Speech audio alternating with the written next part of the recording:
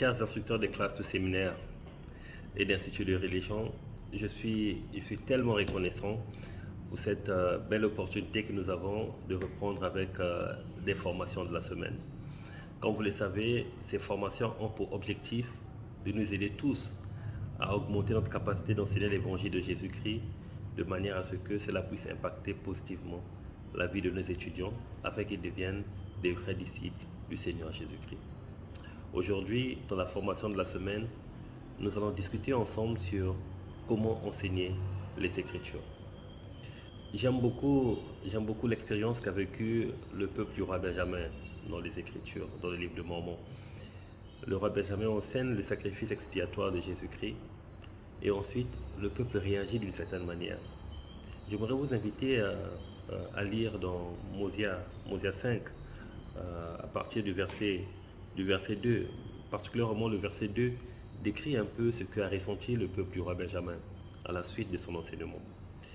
Et tous s'écrièrent d'une voix disant, « Oui, nous croyons toutes les paroles que tu nous as dites, et aussi nous savons qu'elles sont sûres et vraies, à cause de l'Esprit du Seigneur omnipotent qui a produit un grand changement en nous ou dans notre cœur, de sorte que nous n'avons plus de disposition à faire le mal, mais à faire continuellement le bien. » Ils ont cru les paroles du roi Benjamin et l'Esprit du Seigneur a opéré un grand changement dans leur cœur, de sorte qu'ils n'ont plus de disposition à faire le mal, mais à faire continuellement le bien. C'est ce que nous appelons être convertis à l'évangile de Jésus-Christ. C'est la responsabilité que nous avons reçue en tant qu'instructeurs du séminaire et d'institut des religions. Aider nos étudiants à éprouver ce même sentiment qu'a eu le peuple du roi Benjamin. Aider nos étudiants à expérimenter ce changement de cœur, à avoir ce changement de cœur qui les emmène à devenir des vrais disciples de Jésus-Christ.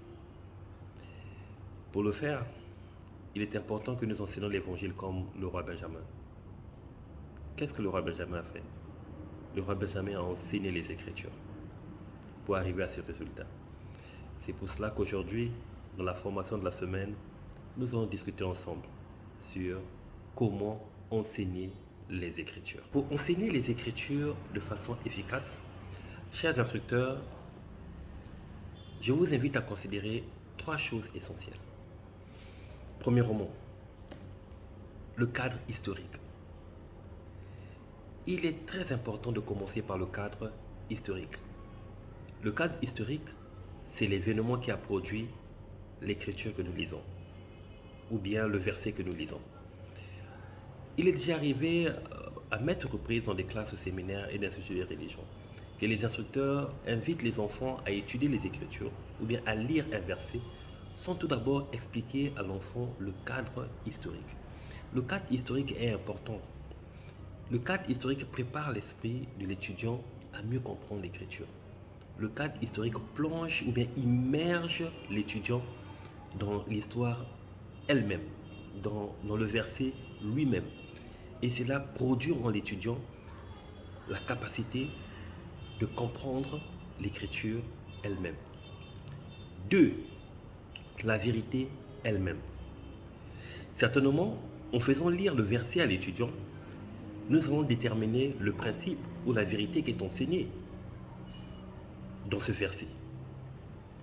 Chers instructeurs, une fois que la vérité est trouvée, nous devons l'enseigner telle qu'elle est contenue dans le verset ou dans l'écriture. On n'a pas besoin de la polluer avec nos connaissances personnelles. Nous étalons beaucoup nos connaissances personnelles. Parfois, nous allons au-delà des choses qui n'ont pas été dites dans l'écriture. Et cela parfois complique la tâche, complique la compréhension des étudiants. Soyons simples, n'enseignons que ce que dit l'écriture. Même si nous connaissons des choses supplémentaires. Mais au moment où nous enseignons l'écriture, concentrons-nous à ce que dit l'écriture sur cette vérité précise. Que dit l'écriture sur le repentir? Que dit l'écriture sur le sacrifice expiatoire? Que dit l'écriture sur la dîme?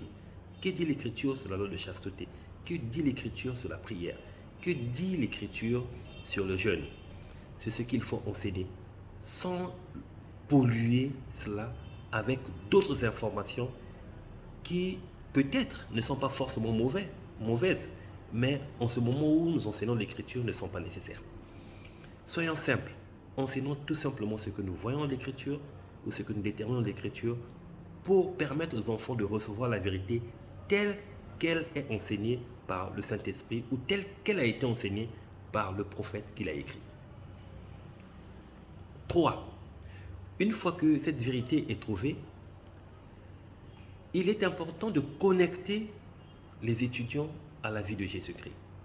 Demandons aux étudiants de chercher dans la vie de Jésus-Christ ce qu'il a dit ou ce qu'il a fait en rapport avec la vérité que nous avons trouvée dans l'Écriture. Cette manière de faire permettra aux étudiants d'être connectés à Jésus-Christ.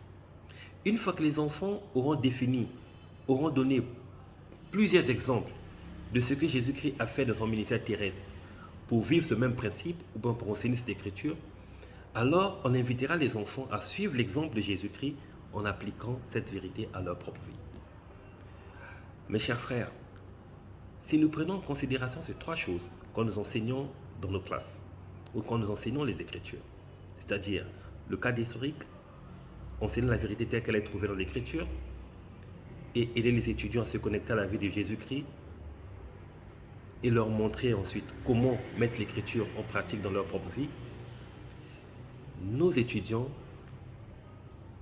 auront ce changement de cœur qu'a eu le peuple du roi Benjamin.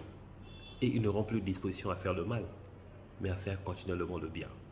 Et nous allons les aider à se focaliser ou à être construits ou à être bâtis sur le roc solide de l'évangile. Maintenant, chers instructeurs, nous allons faire une petite pratique juste pour vous illustrer de quelle manière nous pouvons enseigner les Écritures. Pour faire cette pratique, nous allons lire 1 Néphi 3, le verset 7. Dans ce chapitre, Léhi demande à ses fils de repartir à Jérusalem pour prendre les plaques d'airain chez Laban. Laban et Lémuel, qui sont les fils aînés de Léhi, murmurent, ils disent que la mission est trop difficile. En lisant le verset 7, nous allons voir de quelle manière Néphi a réagi face au commandement qu'il a reçu de son père.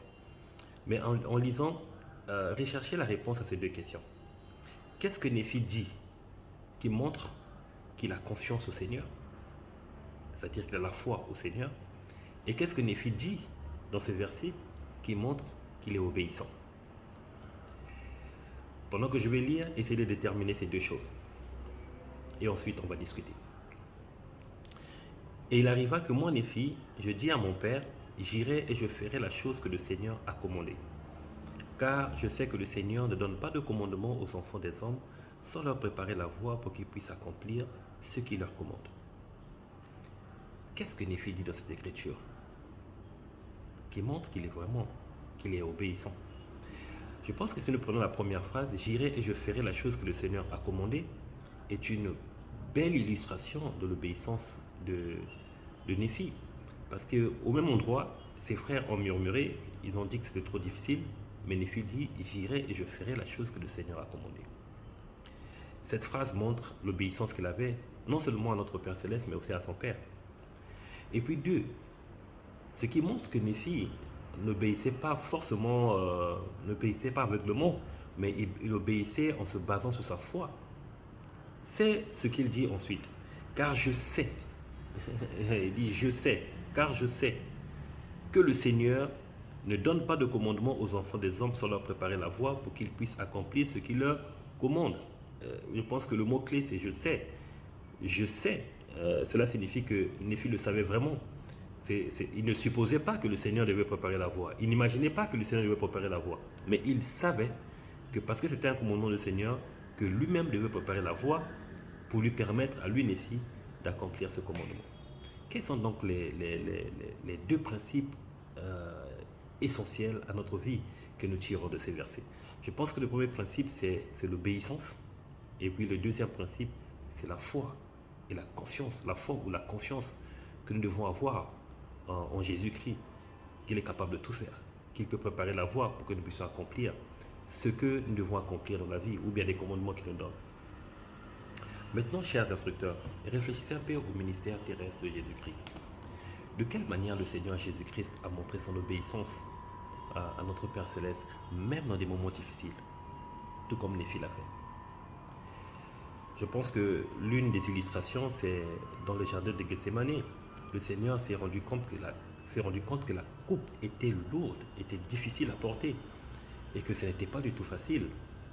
Mais il a dit, Abba Père, toutes choses étant possibles, tu peux retirer cette coupe si tu le veux, mais toutefois pas ma volonté, mais ta volonté. Cette phrase montre que le Seigneur Jésus-Christ était disposé à faire la volonté de son Père, malgré les difficultés énormes qu'il devait endurer. Quand il a compris que la volonté du Père était d'affronter ces difficultés, il s'est soumis d'une manière volontaire. De quelle manière nous pouvons obéir à notre Père Céleste en suivant l'exemple de Jésus-Christ? Il nous arrive aussi dans la vie parfois d'avoir des commandements qui sont difficiles à respecter. Le commandement sur la dîme n'est pas toujours facile. Le respect de la loi de chasteté n'est pas toujours facile. La parole de sagesse, c'est un commandement qui n'est pas toujours facile de nos jours aujourd'hui. Mais comme Jésus, comme nous savons que c'est la volonté du Père, si nous faisons de notre mieux pour obéir à ces commandements, le Seigneur nous bénira de la même manière qu'il a béni le Sauveur. Aujourd'hui, le Sauveur, il est à la droite du Père, mais le Seigneur nous donnera des bénédictions énormes qui nous aideront dans notre vie, mais aussi dans la vie à venir. La deuxième partie, c'est que de l'Écriture, Néphi a montré qu'il avait la foi au Seigneur. Il a dit, je sais, le Seigneur prépare la voie. Je sais que le Seigneur prépare la voie. Quand nous réfléchissons au ministère terrestre de Jésus-Christ, on peut facilement se rendre compte que Jésus-Christ avait vraiment confiance en son Père, qu'il faisait totalement confiance en son Père. Sa vie montre qu'il faisait confiance en son Père. Sa manière d'enseigner, toutefois qu'il enseignait, il parlait de son Père. Il n'avait jamais perdu de vue son Père. Il disait toujours, mon Père et moi. Mon Père est capable de tout faire. Mon Père, tout est possible à mon Père. Mon Père m'a tout donné. J'ai reçu tout pouvoir dans le ciel, tout comme sur la terre. Le Sauveur avait parfaitement confiance en son Père. Il savait que son Père avait aussi préparé la voie pour qu'il puisse accomplir le sacrifice expiatoire. Comment nous pouvons suivre l'exemple de Jésus-Christ en augmentant notre confiance en notre Père Céleste dans notre vie? Dans les moments d'épreuve, dans les moments difficiles, si nous obéissons avec la conscience totale et parfaite à notre Père Céleste prendra soin de nous, comme il a pris soin de Néphi et comme il a pris soin du Sauveur. Je témoigne personnellement que l'obéissance est un commandement important et la fondation de toute bénédiction. Et je témoigne que la foi que nous avons d'obéir au commandement du Seigneur nous ouvre les portes dans cette vie et dans la vie à venir. Chers instructeurs, d'avoir participé à cette formation de la semaine. Maintenant, c'est à vous d'appliquer ce dont nous avons dit aujourd'hui. Vous savez, au fur et à mesure que vous appliquez les conseils que nous donnons dans les formations de la semaine, peut-être sans vous rendre compte, vous allez augmenter votre capacité d'enseigner l'Évangile et vous enseignerez d'une manière plus puissante. Alors, ce que vous pouvez faire, si vous avez des questions à poser, posez-les dans les groupes et je vais répondre à ces questions. Mais ce que je voudrais vous donner comme exercice, pour ceux qui le peuvent, vous pouvez envoyer une vidéo dans laquelle vous enseignez un verset d'écriture en suivant les conseils que j'ai donnés. Et ensuite, on peut discuter pour voir ce que vous avez fait de bien, ce que vous n'avez pas fait de bien, ce que vous devez améliorer. C'est une manière de vous aider à améliorer votre capacité d'enseigner. Si vous n'êtes pas capable de faire une vidéo, c'est bien, il n'y a pas de problème, mais vous pouvez poser des questions sur ce qui a été dit et dans la mesure du possible, j'y répondrai. Je témoigne que Jésus est le Christ, il est le Sauveur et le Rédempteur du monde. Je sais qu'il vit et qu'il nous aime, l'Église est la sienne. Je témoigne que la mission que nous avons d'enseigner ces jeunes qui sont au séminaire et à l'Institut nous a été confiée par le Seigneur lui-même. Et si nous accomplissons cette mission, si de notre cœur et notre esprit accomplit cette mission, et si nous mettons tout notre sérieux pour l'accomplir, puisque nous allons prendre ainsi soin des enfants du Seigneur, le Seigneur portera soin de nous. Je rends sincèrement témoignage de cela au nom de Jésus-Christ. Amen.